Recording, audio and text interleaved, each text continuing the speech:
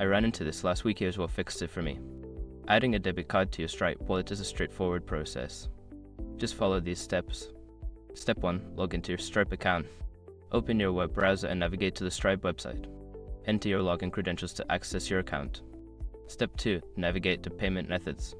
Once logged in, locate the Settings option in the left-hand menu. Click on it, then find Payment Methods to manage your cards. Step 3. Add a new card. In the Payment Methods section, look for the Add Card button. Click on it to start entering your debit card details. Step 4. Enter your card information. Fill out the required fields with your debit card number, expiration date, and CVV. Make sure all information is accurate to avoid errors. Note, double-check the CVV. It's easy to mistype it, which can lead to payment failures. Step 5. Save your card. After entering your card information, click the Save button to add the card to your Stripe wallet.